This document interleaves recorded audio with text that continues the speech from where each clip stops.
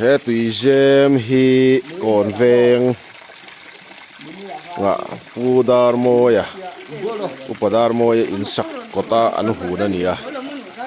hian aliam char maya tuna hian jingdar nga vela tanga liam to hai ala re theilo ni hetiang hian voi thum velom to a ama to kin thian ron top zela ni makhop maya oh akhat char maya khoya ma zom tu om lova tu chuan helaya azom tu om chun hi chu in hnuai lua te tui pek thak na pipe te reuh te akala abak chu he tui jam hi pipe dang pakhat mai na zom lo ani hi connection pipe te chu kal chuan om ve ma se tui jam hai na in vu lut mi lo ki ta in chunga syntax sa khenan connection ni chuan la thin ta chuan he ta hi connection pipe chu ania hian tui jam hi aliam ve char ringot mai ni dar kar engemaw zat aliam to ting hian voi thum ve lom to an tia a in lo tu te hian ama chuan in helai kuwa hian a ron liam thina ma se tuna chona pia lama sonin ai hniam hret jok kuwa oma wangin so lama son liam thung ta hian ta hian a ron liam lo chia hianin a om ta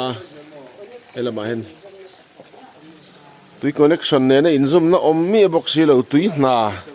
a tui jam hun chan a tui jam foundation a hian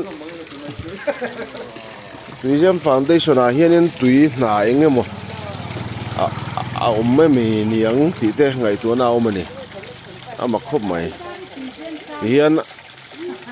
aliam char te khianin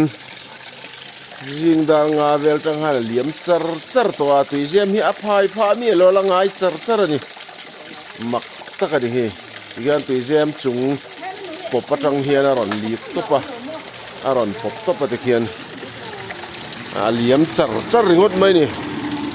among la mai eng ma zom tuam si lo wa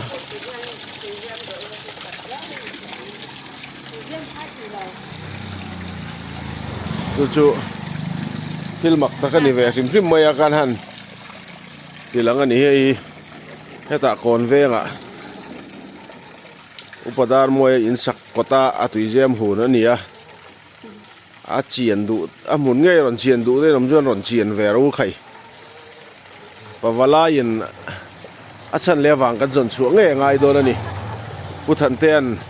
uluk takin an zir chianga hei akal san lei theilo an zir chiang yela ma se achan kan la mu chuak theilo wa tiang angani chuan pawala in contract la in hlo nan tui kan ti mai do ne mini kan te do mai ni thakop mai